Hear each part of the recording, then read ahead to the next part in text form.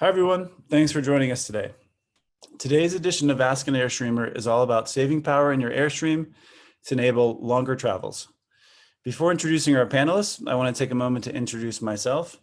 My name is Chris, and in addition to being part of the Airstream community myself, I get to work with other Airstreamers, helping to share their stories of adventure, curiosity, and exploration in their Airstream. A few housekeeping items before we get started.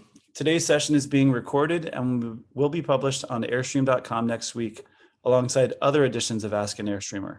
In other words, don't worry about writing everything down. You'll receive an email to this video later next week. To submit your questions at any point today, go ahead and click the Q&A button at the bottom of this screen. We'll do our best to answer all of your questions, but if we run out of time, we'll share an email address at the end to submit your questions. We'll also have a dedicated Q&A section at the end, where we'll share a promo code for Airstream Supply Company, which is part magazine, part travel guide, and part outfitter. And lastly, there's a 2-question survey that will be emailed to you after we wrap up today. We'd love your feedback so we can learn what you liked and things that we could do better in future editions. So let's take a look at what we're going to cover. First, we'll do a high-level overview of the power system in your Airstream. We'll share some tips on how to save power. We'll also share some gear on how to make time off grid more enjoyable. And as I mentioned previously, we'll have a Q&A section at the end. There will be a lot of focus on travel trailer in terms of some of the content and images, but a lot of the principles that we talk about today will apply to both travel trailer and touring coaches. And then lastly, in terms of how deep will we go technically, we put the scale at the bottom of this slide to really show if you're newish to Airstreaming, this is more geared for you versus if you're a very experienced Airstreamer. You might want to check out another Ask an Airstreamer that we did about a year ago that digs deep into some additional power information, system architecture. There's some math involved in that one. So here's the QR code for folks who want to bookmark that for later. To dig into that a bit more. So with all of that out of the way, I'd like to welcome and introduce Ronnie, who's an Airstream owner himself. And Ronnie, I'll let you give the folks who have joined us today a little bit more background about yourself. Sure, yeah. First, thanks everybody for joining. First and foremost, I'm an Airstreamer. My family and I travel in a 30-foot Globetrotter. We just finished a 3-month cross-country trip. A little over 10,000 miles of travel. So we do get out and travel. And of that time, in the 3 months, we were probably off grid for about 75% of the time. So, learning how to conserve energy and to be able to stretch out what you have is really important to be able to make those things happen. Love Airstreams. My love for Airstream has kind of branched into a business. I have a boutique Airstream repair business that primarily focuses on education and doing solar and lithium. Great. So lots of practical experience both on using the Airstream, and then you get into the technical details of taking them apart and that perspective as well. So Ronnie, thanks for the time today and in advance for sharing your knowledge and expertise. So just to set the table a little bit, we want to cover some power basics. And the first place to start we thought would be to just go over the different types of shore power you can expect. So not all shore power is the same. Kind of 3 different types that you can expect to encounter. So the first one is 15 to 20 amps. This is more of your standard household receptacle. So for folks who are fortunate enough to store their Airstream at home, this is what you might plug into to keep things topped up or to keep the refrigerator cool and things like that. This is also what you might encounter at a storage space that allows you to stay plugged in is more than likely this 15 to 20 amp range. 30 amp is common at campgrounds. Anyone who has a kind of a single air conditioner on their Airstream is more than likely a 30 amp system in their Airstream. This is what you also find at the camping pedestal as well. And then 50 amp, just more power, more appliances this usually translates to any Airstream that has 2 ACs on the roof. So lots of adapters to get you back and forth between 50 to 30 and 30 to 50. That doesn't change the power throughput, but it just enables you to plug things in there. So that's the AC side. That's plugging in. Ronnie's going to walk us through a little bit of what we can expect on the DC side, so the batteries. Sure. So your Airstream is going to have what's referred to as house batteries. Basically, house battery simply means the onboard battery power for your Airstream. This is going to be what supplies the 12-volt DC power to your RV when you're not connected to shore power. So this is what's responsible for, the batteries are responsible for running the lights, lighting the water heater, lighting the furnace, running the blower for the furnace, running the water pump, things like that. So those batteries are typically located in the battery box, which is inside the A-frame, just behind the propane tanks in the front of the Airstream. And we'll get a little bit into maintenance and care for different battery types as well. So, sure. And then a note here on the bottom for touring coaches, the location will vary on model. So consult your owner's manual for that. But basically the same sort of setup. You have a battery for the house, and you have a battery in that instance to start the engine and make sure that you can get where you need to go. So Ronnie definitely gets the gold star for the power pun here. Knowledge is power on this one. And then exactly what we're talking about with batteries, different types of chemistries out there. People talk about lithium and AGM and what you can and cannot do with them. So Ronnie, help demystify this slide for us, please. Yeah, sure. So basically there are 3 types or 3 different chemistries of batteries that Airstreams would use. Your typical lead acid battery, which would be a wet cell battery, AGM batteries, which are glass matte batteries, and then lithium batteries, which are lithium iron phosphate batteries. We'll kind of start with the lead acid battery. Lead acid battery is kind of your base entry model battery for an RV or an Airstream. Typically, you're going to see 400 to 500 charge cycles out of those. That's going to be equivalent to about a year to 2 years of battery life. The usable power inside those batteries due to their chemistry is only about 50% of the total rated capacity, meaning that if it was a 100 amp hour battery, you only have about 50 amp hours of that's usable. Anything below that 50 amp hour base would essentially cause damage to the battery.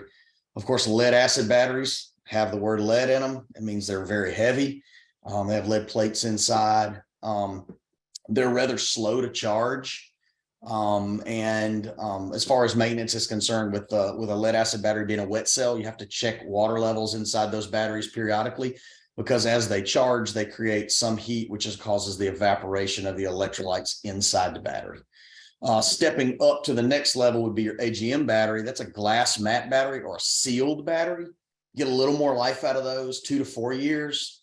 Still only have about 50% of the usable energy inside. They're also heavy because they contain lead plates. They're also slower to charge, but you do not have the maintenance side of those. Typically, they're maintenance free, so you don't have to add water or anything there. And then kind of your premium line or the cutting edge would be the lithium iron phosphate batteries. These batteries are going to last about 10 years. And you get between 90 and 98% usable energy out of those. So you can take and use the full capacity of that battery. They charge extremely fast because they have very little internal resistance. So they tend to accept a charge quicker. They are sensitive to cold. All of them are sensitive to cold. Lithium batteries don't like to be charged below freezing, but they can be discharged at the same rate if they're below that temperature. The solution for that is most drop-in lithium battery companies have a built-in internal heater that will turn on if the temperature is too cold for that battery to charge. And then, basically maintenance, they're maintenance free too. You just want to make sure your terminals are clean and that the wires are tight connected to the battery. So in a good, better, and best scenario, your lead acid battery is going to be your entry model. The AGM is going to be kind of the middle, and then your premium line is going to be the lithium. And just a quick poll that we popped in here. So about 44% of the folks who have joined us today are AGM, 16% have lead acid, and then 38% have lithium. Mhm. So when you look at, I guess the only downside really becomes with lithium is the entry cost. Yeah, But the if you upfront. actually, yeah, go ahead, Ron. I was going to say the upfront cost of lithium is significantly more, but if you break that cost down over the lifespan of the battery, it's actually cheaper Yeah. because you're not having to replace batteries every 1 to 2 years or 2 to 4 years for the AGM aspect. So it is a lot more upfront cost, but cost of ownership, totally, the lithium batteries end up being cheaper. Question here in the chat from Mike, and I saw that Scott raised his hand, but Scott, feel free to drop your question there in the chat. But Mike says this is really around winter storage for lithiums. Mm-hmm. So we don't do any winter travel, so the Airstream lives in their driveway. It can get below freezing there. I don't keep the trailer connected to shore power and rely on solar to keep the batteries topped off. If I install lithium, so he has AGM now, if he installs lithium that are self-heated from daytime solar production, could those batteries still be damaged from the freeze/thaw they would be subjected to? And then for context, has about 400 watts of solar on the roof. Okay, yeah. And what I would recommend in that situation is when you store your lithium batteries, if you make sure they have at least a 70% state of charge, and then simply turn them off, disconnect them either by disconnecting the negative battery terminal from the battery or just removing them from the system with a disconnect switch. They will sit for months. I mean, even years, and not lose more than 1 to 2% of their state of charge. So most industry standards say maintain at least a 70% state of charge when you store it. And then if you remove any charging or draw from that battery, it'll just sit there for months and months and be fine. So when spring comes, you're ready to go, you turn the battery back on and it's at 68% instead of 70. So they hold the charge quite well, and it's perfectly fine to have them in sub-freezing temperatures as long as you're not charging them aggressively. Another question here, and then we'll go to the next slide. Lots of great questions in the chat. So Jay wants to know if there's only 30 amp shore power available. He has a Globetrotter with 2 ACs. Can he adapt it from 30 to 50 and then just manage the power on his side? Can you run one AC is the question. Yes. Yeah. One air conditioner. When you use a 30 to 50 amp dog bone, so go from your 50 amp power cord to a 30 amp and plug into 30 amp campground, as long as you manage your consumption of that 30 amps, you certainly can run one air conditioner. You may not be able to run one air conditioner in the microwave at the same time, but you could definitely run one air conditioner, turn that air conditioner off, use the microwave if you need to, and then turn the air conditioner back on. Great. And then one follow-up from Christine on the lithium conversation that we just had with storage and sub-freezing temperatures. She just wants a little bit of clarity. What do you mean that lithium doesn't like to be charged below freezing? Does this mean while you're unplugged?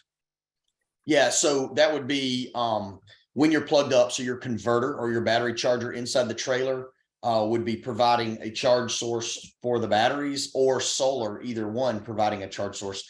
And the problem with the lithium iron phosphate batteries and below freezing temperatures is that the electrolytes inside the batteries slow down, and they don't like to move across the cathode when they're cold.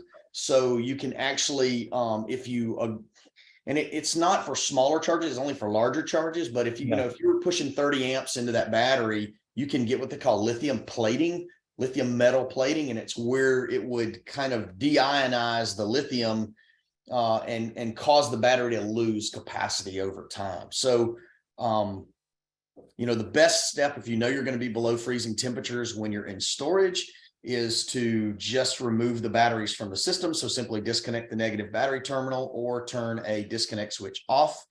If you're camping when you are using your lithium batteries at sub-freezing temperature, the best thing to do is continue to use them as normal, because you can certainly discharge them at a normal rate when they're below freezing temperature. But you just want to make sure that you have either a heating pad or an internally heated battery if you're going to charge that battery while you're out and about winter camping. Perfect. All right. So any good time off grid starts with some planning before you leave the storage facility or the driveway at your house. So walk us through some things that folks should consider to have a good off grid experience before they even start. Sure. So I often say, and kind of another analogy, I guess, is that problems are typically earned with an Airstream due to poor planning. So, before you go, you want to make sure that if you have lead acid batteries, that you got the proper amount of water in the batteries, that, everything's in good working order, that your battery terminals aren't corroded and that all your terminals are tight. So, as far as just making sure the system's in good working order, just check the basic stuff. Your fridge, make sure that while you have shore power, where you're at, if you have shore power at your storage facility, or if you bring your Airstream home to pack it before you leave on a trip, make sure that the fridge is cooled down, that it's ready to go, and that you're not wasting battery power while trying to cool the fridge down. And then when you pack, make sure you pack cold food so that you're not burning excess power when you're trying to cool the food down that you're putting inside the trailer. Drinks is probably the number one thing. Liquid beverages.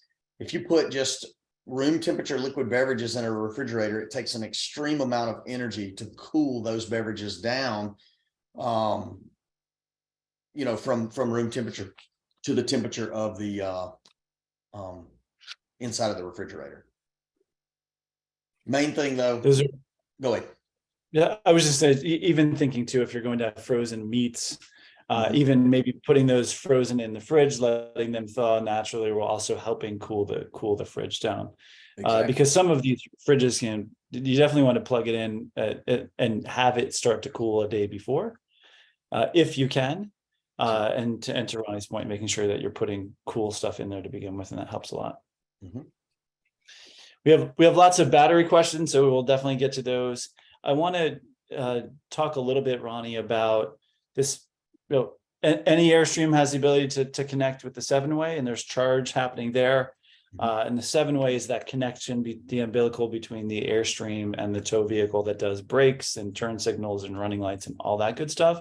But it also provides power to the battery. So that's maybe just walk through the basics there, and this new piece on the bottom about adding a charger to just improve overall performance. Sure. Yeah. So traveling is definitely part of the Airstream adventure. And, we can charge the batteries via the tow vehicle through the 7-way connector. The problem with charging through the 7-way connector is typically you're only going to see 7 to 10 amps per hour go into the battery. So it's more of a trickle charge. You're able to maintain your batteries when you're going down the road. And do some of the small charging, but really you can't rely on the 7-way as a charge source to where you hope to recoup or recover battery power. Like if you're moving from one boondocking spot or one campground to another boondocking spot, and you're going to be off grid and your batteries are down when you leave, you can't expect to arrive to your next location with those batteries full just from the 7-way alone. There is the option of adding, this is an aftermarket part, but you can add what they call a DC-DC charger, and it acts as a booster. So what that does is it increases your truck or tow vehicle's ability to charge the batteries inside the Airstream as much as 3 times faster. So the one pictured here is a Victron unit, and it's a 30 amp charger. So it will put out 30 amps versus the 7 to 10. The other benefit, if you're going to go with lithium batteries, is that the DC-DC charger, you can program in a specific charge profile that more matches what the lithium batteries need as far as charging current from the tow vehicle. Your standard alternator in your truck is designed to charge a lead acid battery or an AGM battery. That's what the vehicle has under the hood inside it. It's going to be a wet or a glass mat battery. So it is engineered to design that chemistry of battery. Lithium batteries require a little different voltage and a little different charge. So this DC-DC actually assists in providing you with the right parameters for those lithium batteries. So it's something to consider if you're wanting to get more charge from the tow vehicle, would be adding an aftermarket DC-DC charger to the trailer. All right, I'm going to try to do lightning round with some questions. Sure. One here on the DC to DC charger. So this sits in the trailer. Yeah, it's on in the the DC trailer. side, and it requires an additional umbilical, or It can, depending on the size of the DC-DC charger. If it's a larger one, yes, you would not, the wire gauge in the 7-way is only 10 gauge wire. So in order to feed, for lack of a better way of putting it, to feed the DC-DC with the proper amount of current from the truck, you would need to upsize that wire slightly. Yep. So you can do a separate umbilical cord. On our installs, when we're doing larger lithium banks, 400, 600, 800 amp hours of lithium, we always put a DC-DC in line. And typically it's a large enough DC-DC that you're going to have a second umbilical cord and a second plug on the back of the tow vehicle that you would plug the trailer into. And this just isolates the lithium bank from the truck itself by having that second umbilical that's in there. Marcel wants to know, is it true when replacing, so if I have AGM or lead acid in my Airstream now, I want lithium, I know Airstream has some nice drop-in options.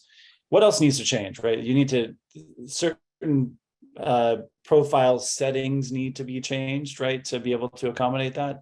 Right. Specifically, so on the solar side or the charger side?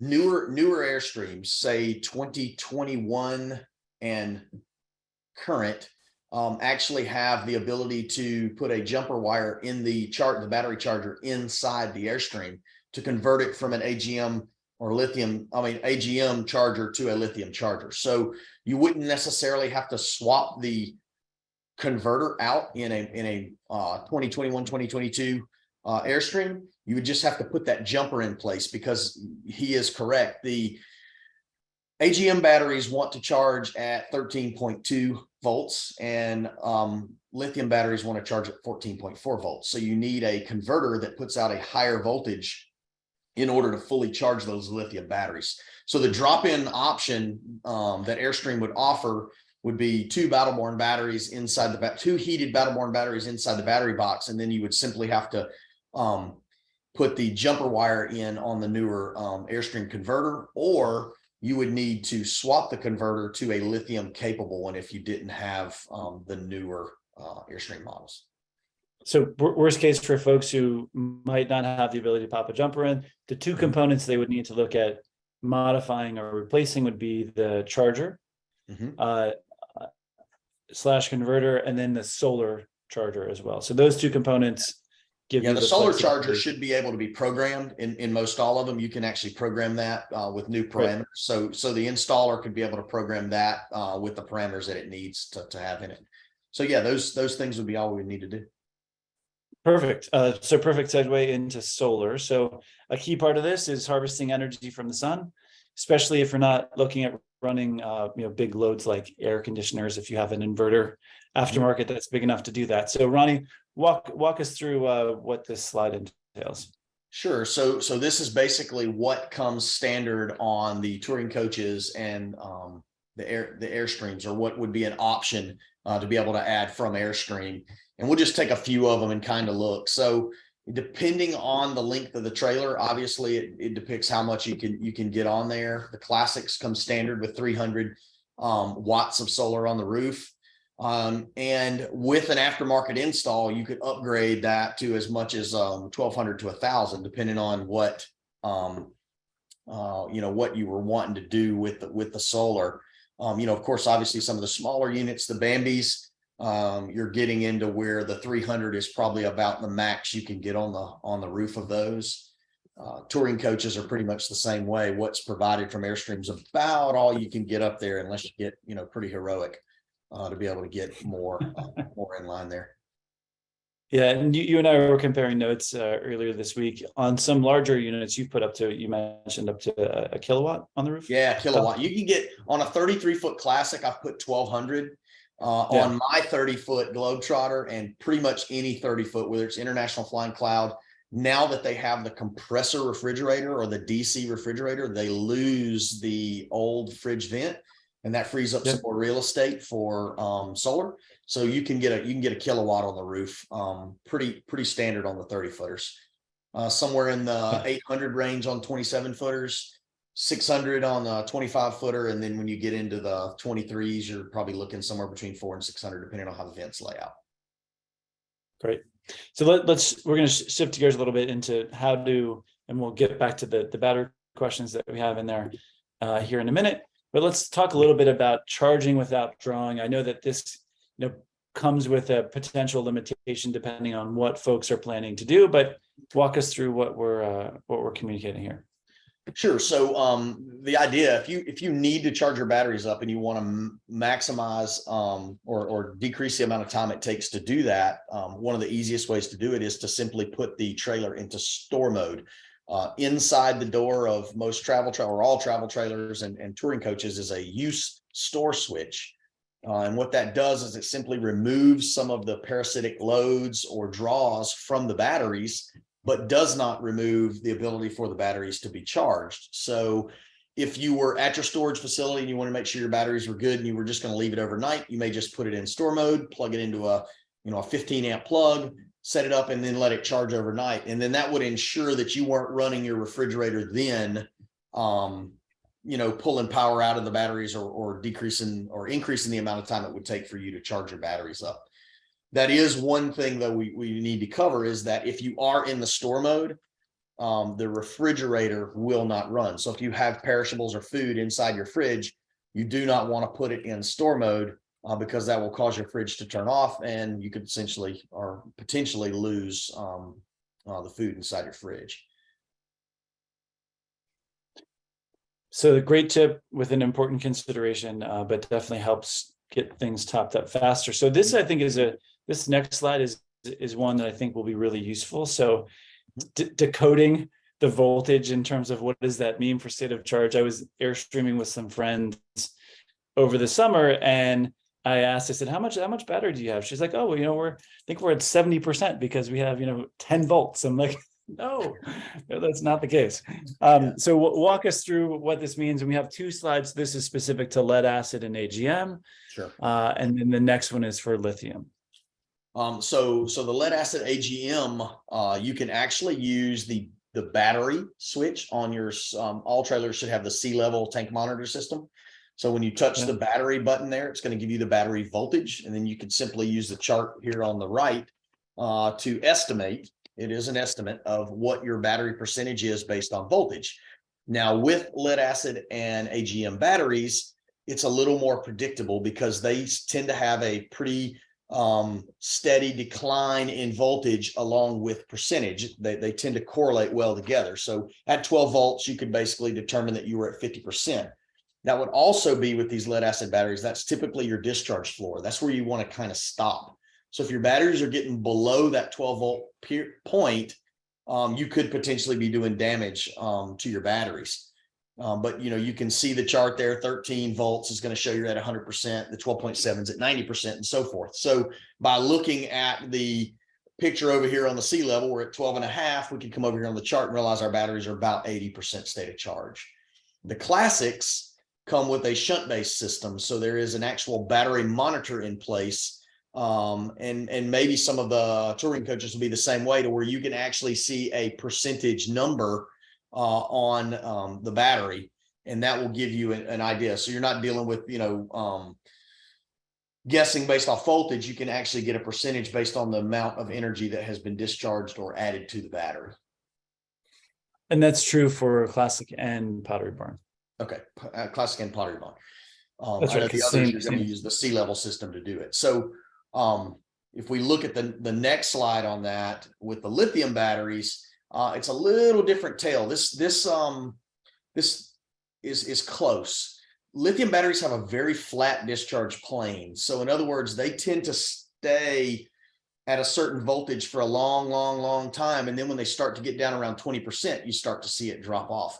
You'll notice that if you were used to using, say, a lithium power drill, used to with the old NiCad batteries or other battery power tools, they would start to slow down as the battery went down, as the voltage drops. Lithium batteries tend to go, stop.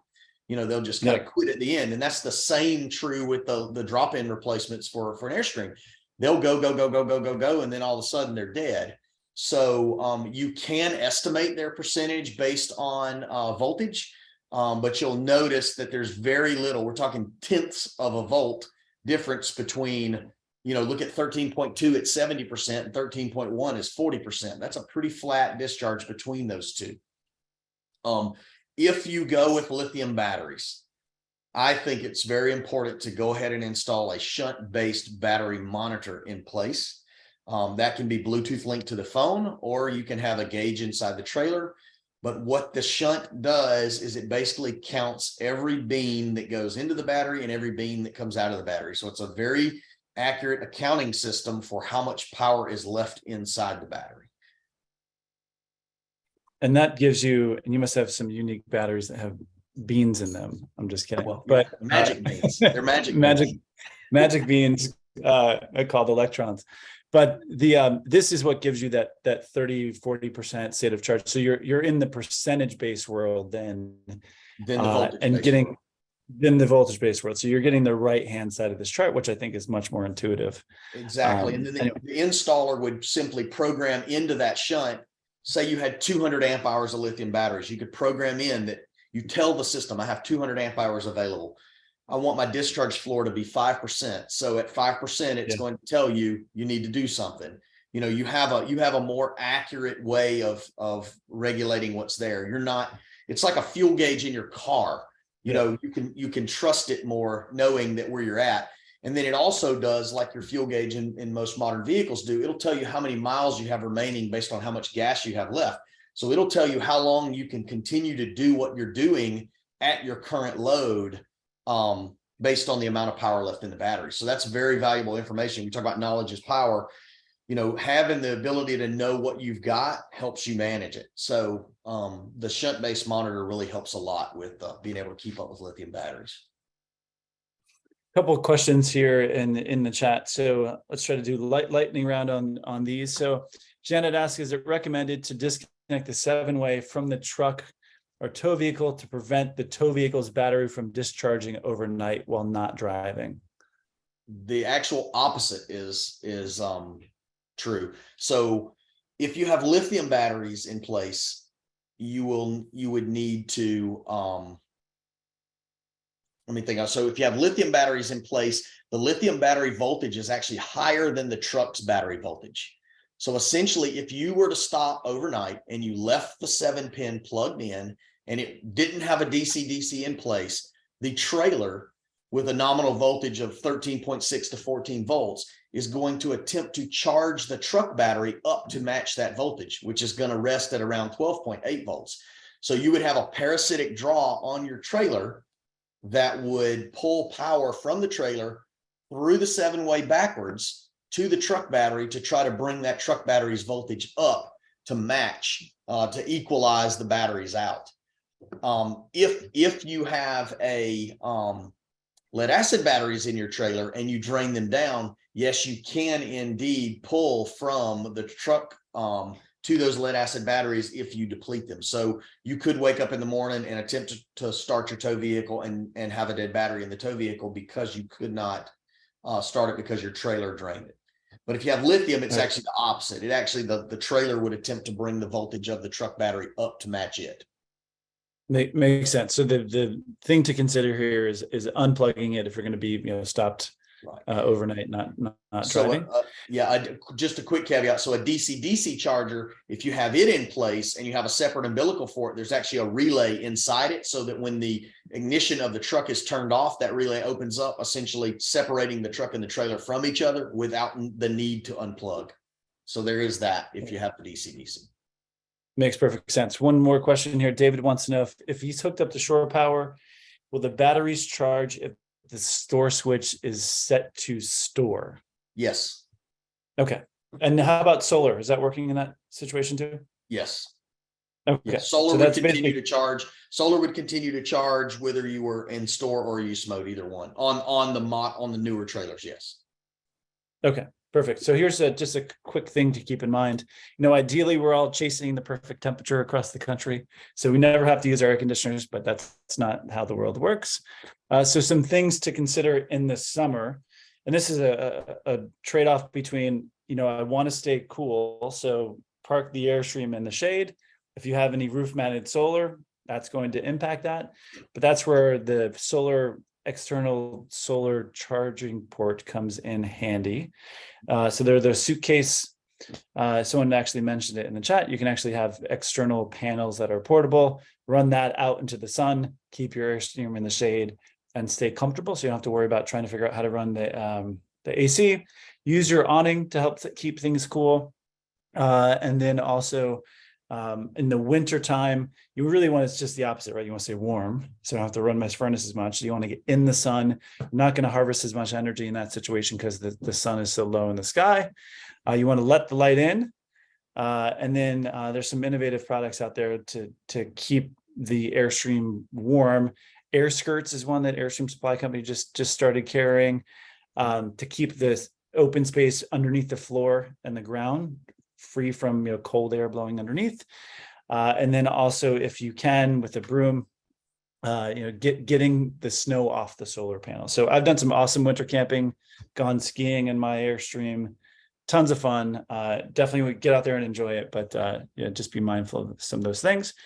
Ronnie, this is another tip in terms of being efficient in charging devices. Walk us through the DC side of things. Sure. So some things to consider when you're charging devices, phones, iPads, laptops, those type of things.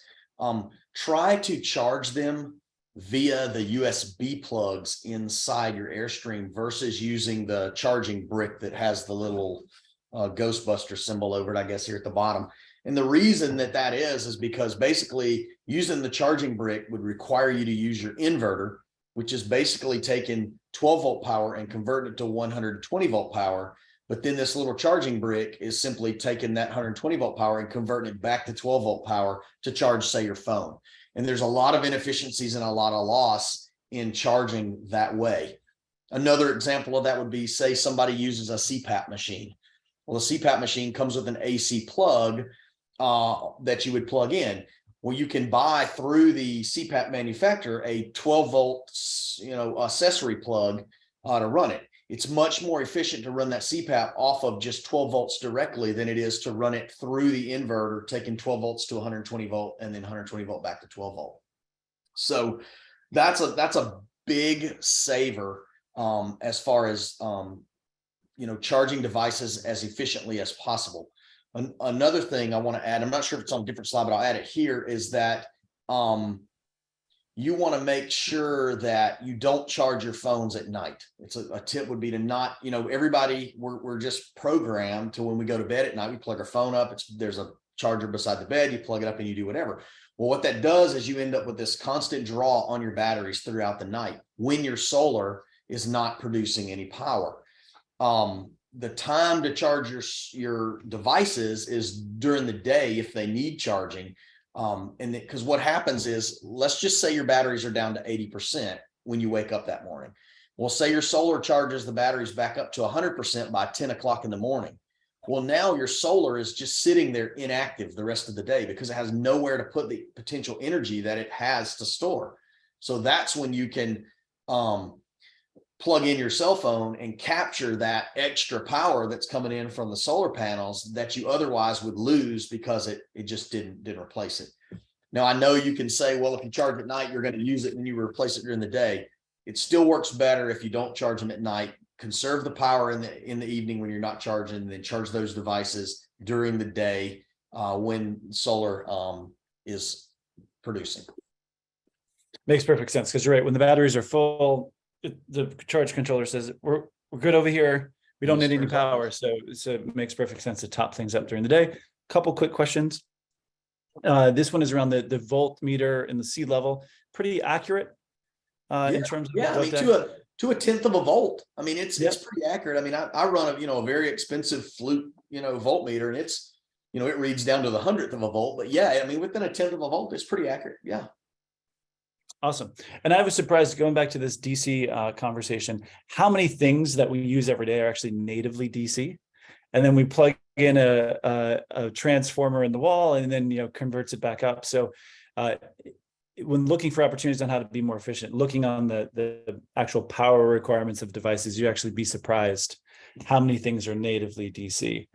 Talk us. So we talked a lot about charging from the sun. Let's shift gears a little bit and talk about charging when we're connected to either a generator or to shore power. Sure. So the standard charger inside the Airstream from the factory would be a 50 amp charger. So basically that means we're putting 50 amps per hour into our batteries if we're not under any load. That 50 amps is total. So if you're running the fridge, if you're running the lights inside the trailer, some of that power from the converter is going to support those loads, but then anything remaining would go into the battery. So a standard is going to be a 50 amp charger.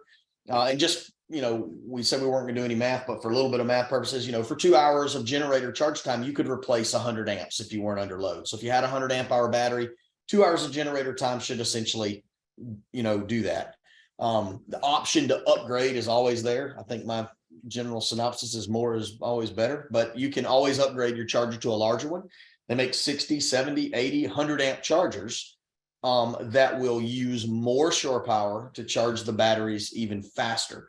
So where that's kind of beneficial, if you're limited on the amount of time, say you're in a campground and they only have, say, 2 hours of generator runtime a day. So you need to be able to maximize as much shore power charging as you can. You may want to consider going with a larger charger. The other option would be, as you progressively increase the size of the battery bank, say you go to 400 amp hours of lithium, you go with a larger bank on a trailer. Obviously, that charge time gets longer and longer the bigger the bank is. So by increasing the size of the charger, you can proportionally decrease the amount of time it takes to charge those batteries to full. And the key here is really how much charge can the batteries accept? Right. So that's really the only limitation or I should say a key limitation that goes with going down this path is looking at how much power can the batteries accept at one time. Exactly. I want to pop through some questions here because we have a bunch of them. Let's see here. So the first one here is, I have a solar panel on my Bambi, which I believe also uses the DC to DC charger, ?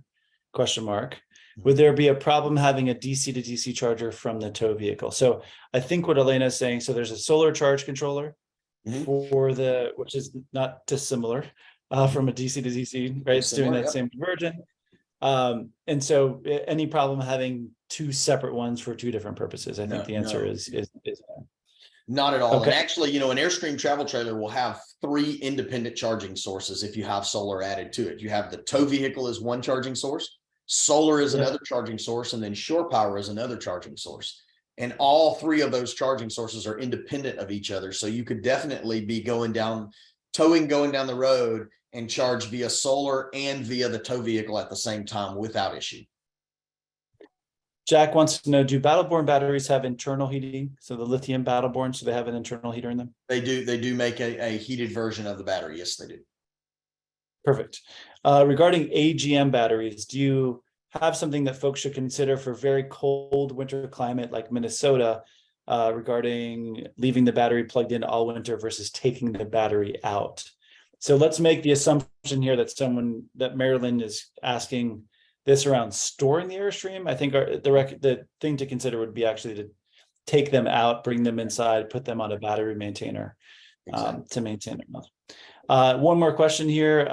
So Jane says, hey, I'm one of the 16% lead acid battery persons with 200 watts of solar, Airstreams at home plugged into a home outlet. It's 20 degrees here. Should I engage the battery disconnect? The battery is holding at 13.2. No, you should be okay. I mean, as long as the liquid inside the battery itself doesn't freeze and connected to a charger, there's a certain amount of heat that's created in charging those batteries that should actually protect them. Ideally, I think, as Chris said before, the ultimate thing to do would be to remove those batteries from the trailer and to store them inside a garage or inside a space to where you could protect them from as much cold as you can. But in your situation, if they're in the trailer, I would probably just leave them connected as they are. Lisa asks, is the 7-way charge capability and kind of expected output specific to Airstream? We seem to get a higher voltage when they traveled with another RV. So I know that the Airstream is fused at 30 amps. So that it can accept up to that much through the 7-way, I think some of the other variations here are really just the tow vehicle, size of alternator, things like that. But the Exactly. Airstream can accept up to 30 amps through that. And then one more question here. Mark wants to know, my 2021 has a small switch to flip the converter from AGM to lithium. I guess it's just validating. Simple, he says. Yep. So Pretty simple to do. pretty good stuff. Some of them have you have to put a little jumper wire in there and it'll say lithium switch. And all you do is put a little copper wire between the two terminals and that jumps it out and makes it lithium charger. And then some do have a little switch that you flip. I'm going to squeeze one more in here from Nick. So he says, do the plug-in solar panels work in addition to the rooftop panels, or do they circumnavigate the rooftop panels? No, they all work together in that situation. Is that right? Am I missing anything there? Yeah, they would all work together. So typically the way Airstream's set up is the panels on the roof would run through the solar charge controller that was inside the trailer. And if you had a portable array, you would not want to use what they call unregulated panels. In other words, the portable array would have its own solar charge controller, usually mounted to the back of one of the panels. Yep. And that would operate independently of the rooftop panels there. So if you were going to use unregulated panels, you would have to have somebody go in and do some wiring to make sure that the new panels were going through the onboard solar charge controller. Yeah. And I think you'd want to keep those separate anyway, in case you have trailer underneath the shade. It's not, okay. So just some quick tips here. Some of these are pretty straightforward. If we're trying to stay cool, just utilize some of the ventilation that's in the trailer. So a lot of fantastic fans. And then the great thing about Airstreams is they have so many windows. So just opening those things up, getting some cross ventilation. Cooking in the wintertime, man, cook inside, right? Use the gas, cook inside, heat the space up. The opposite in the summertime, or if it's warm outside, just go outside and cook there. Some things to also consider, if you want to make coffee, think about boiling water versus using a coffee maker and then using a French press. And then, toasting bread, do it in the oven instead of the toaster oven, which will just suck up a bunch of power. And I think just in general, always great to have fuses. An ounce of prevention, hopefully in that situation, keeps you from needing them ever. So I want to go over quickly just a couple slides here when it comes to kind of optimizing some of the ways that we can charge our Airstream. Ronnie, walk us through this slide. Yeah, so solar. Let's just talk rooftop solar for a minute. Basically, some simple steps can maximize what you can actually get out of it. So I use Google Maps a lot. So like if we're going to be boondocking in an area, or say we're going to stay at a national park and I'm trying to pick which site I want to stay in, you can use a satellite view of the campground and try to determine what your tree cover is going to be like before you ever get there. So you can kind of prepare ahead of time, or pick sites that are going to provide you with optimal sun exposure if solar is going to be your primary source of charging while you're there. Another thing to do is always keep your solar panels clean. So before you leave to go on a trip, just make sure they're clean. Make sure they don't have a bunch of pollen on them or dust or whatever, because any amount of dirt, dust, grime that's on top of those solar panels is going to reduce the amount of light they can collect, therefore reduce the amount of output that they can have. And then again, more is always better. So, if you're primarily wanting to use solar to be able to stay off grid for extended period of times, you may want to look at maximizing the Airstream's solar capacity on the roof. So, look at your roof real estate, see how your panels are, and see if you could maybe add a couple of panels or so to the top to increase the amount of production. But the number one tip is, Google Maps. Man, I can't tell you how often we use it to just look at a campground and decide, hey, we need to be in site 21 versus 25 because 25 has a huge oak tree that's going to block our solar, most of the day. So do your recon. I'm going to squeeze in a question here from Anne. She's seen some ads for soft starts. So want to be super clear on this. AC manufacturers will say you potentially void the warranty if you go ahead and install this. So technically just be aware of this. We're not giving advice on how to do that, but she wants to know, for folks to consider, the claims that some of those things make is it makes things quieter. You can have more flexibility on what type of power you can run, or what type of power you need to run the ACs. Can you give a quick comment on that? Sure, yeah. So Basically, a soft starter is a device that you add into a rooftop air conditioner that significantly reduces the amount of amps required to start the compressor. In a standard Airstream, it will not allow you to be able to run the air conditioner off the inverter or anything like that, but it would allow you to be able to run your air conditioner and start the air conditioner, say off a little Honda EU 2200 generator. So it definitely helps with the starting amps required for the air conditioner. And then, yeah, I know there are some questions as to whether the warranty would be voided if you add them or don't add them. I think, buyer beware and make your own decision. Use it at your own risk. Yeah. Yep. Tim wants to know, just in terms of the way that the Airstream is configured today from the factory, is there a maximum to the portable solar solution that we talked about in the front? And then is there a maximum when it comes to how the Airstream is wired from the factory for the roof solar? Sure. Yeah. So I would say the max for the portable solar setup would be around 200 watts, which will put you between 5 and 7 amps. The portable plug, the ZAMP plug that's on the front of the trailer, is actually fused at 10 amps. So anything over 10 amps portable on the incoming side would potentially cause a problem with blowing that fuse. So yeah, that the portable side, I would say 200 would be your max. But in most instances, to be honest, if you're carrying a portable array, a 200 watt array is pretty large, and you're not going to want to carry 2 of them. So, it's space constraint wise for what you can actually bring with you. 200 would be the max. And what was the other part of the question? On the roof, right? So it's three ports on the roof. So that gets you, at least from the factory, you can always add more, but what's that equate to to a wattage?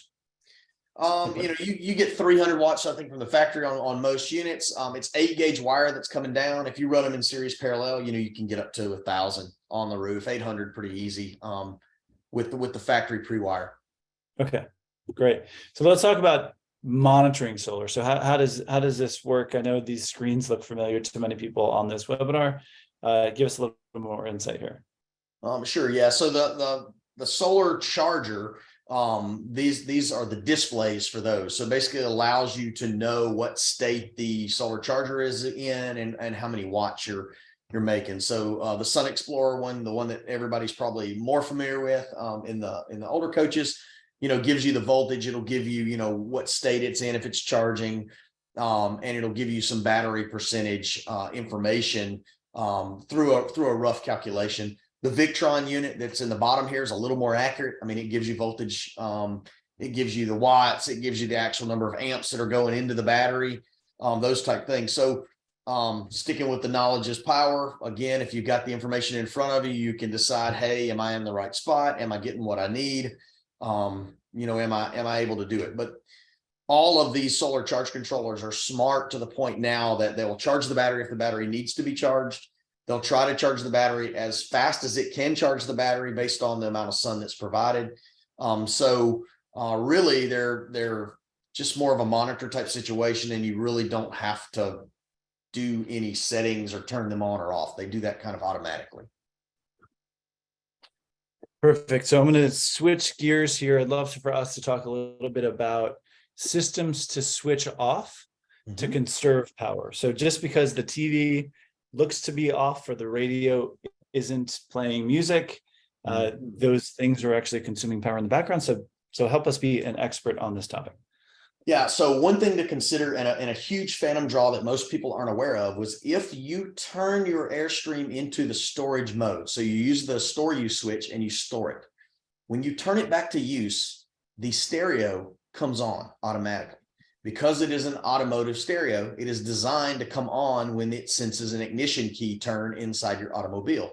When you turn the power back on to it by turning the trailer into use mode, you essentially power that radio up, and it's going to be on until you turn it off.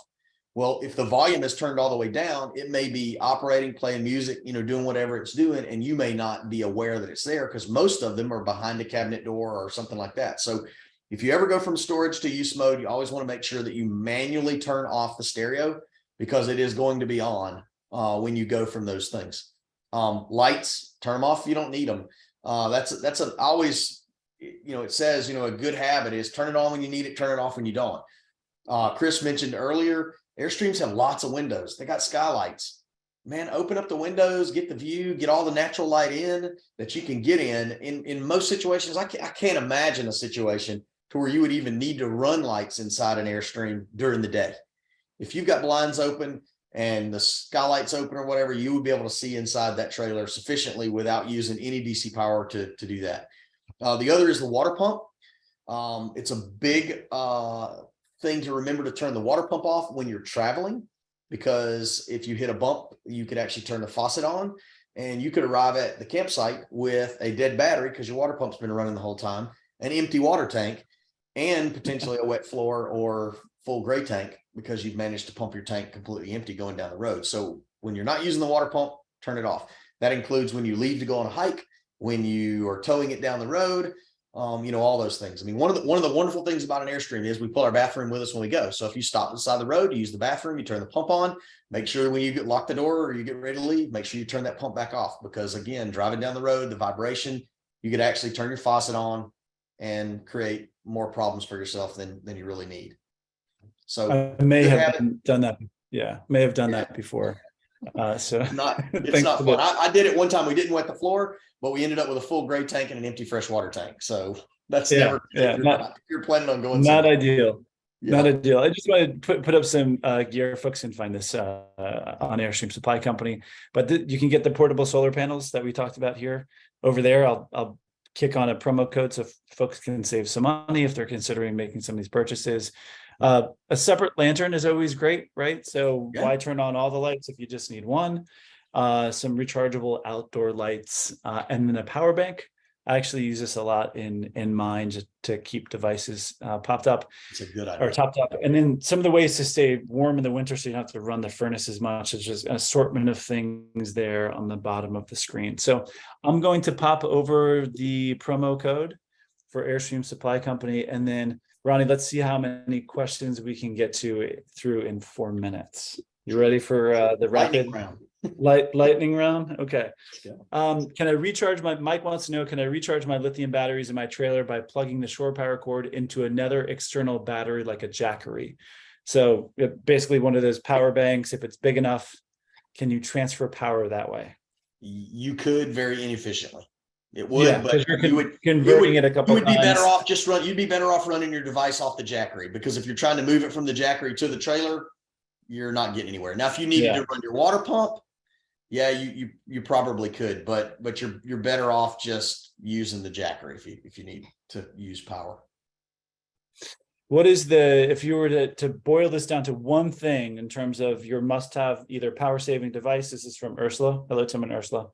What would be the either most important approach or the most important device that you have in your toolkit? Solar, probably, whatever amount you have. Solar is going to work for you silently all the time, provided you can expose it to sunlight. So, the biggest thing that really doesn't make any noise or do anything like that would be solar. Any amount of solar you can get on your trailer is always good. More is always better. So you can, replace what you're using, but solar in general, just any form of it, tends to provide you with the best option, for maintaining, your batteries. A lot of folks on the call today have either lead acid or AGMs. So they're thinking about when is it time to make the move to lithium? How much useful life do I have still in these things I've already paid for?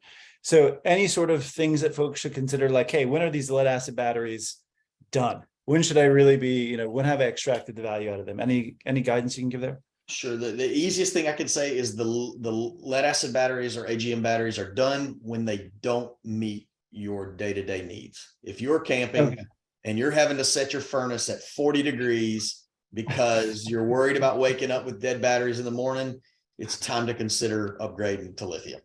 So if your camping style is you just need a few lights and you need to run the water pump and you're bouncing between campground to campground, maybe not. But you can get out of them. But if they're not meeting your needs, that's when it's time. If you're still happy with what you got, there's no reason to upgrade to anything else, because there would be no appreciable gain to doing so. Okay, I'm going to do two more here. So Joe says, Joe asks, do you recommend a smaller inverter that connects? If I need to just charge my computer, for example, I don't need to turn on the inverter for the whole coach. Great point, Joe. That was in one of the slides that I skipped over to save some time. So absolutely, smaller Yes. inverter to charge devices. Ron asks, so if I'm boondocking, could I unplug the TV to save battery? Absolutely. Absolutely. Absolutely. Because that TV is always sitting there in standby mode, waiting for you to push the remote to turn it on. So there's capacitors inside there that are charged and ready. So yeah, definitely cut it off. Okay. And then final question is from Adam. Does the standard inverter that comes with a 2020 Globetrotter support lithium batteries? The inverter would convert battery power to AC charger, power. So yes, I guess the charger inverter. In a 2020, it would be borderline. Some of them did, some of them didn't. That was kind of the year when they changed over. It would be something that we'd have to look at. Typically in the model number on the charger converter itself, it would say LI after the model number to let you know that it was lithium capable. Okay, perfect segue into tons of great questions in the chat. As always with some of these technical ones, we try to cram in as much as we can, but still we didn't have a chance to unfortunately get to everyone's questions. But if you send your question to hello@airstream.com, we'll either route it to Ronnie to answer the question, or even track down some of the folks at Airstream on the customer service side to track that answer for you. So I want to thank you, Ronnie, for taking the time to join us and sharing your Friday with us. And I want to thank everyone from the Airstream community who took time to learn a little bit more about the Airstream power system. Please keep an eye out for the 2-question survey that we'll send out here in the next few minutes, and we'll see you guys next time. Thanks.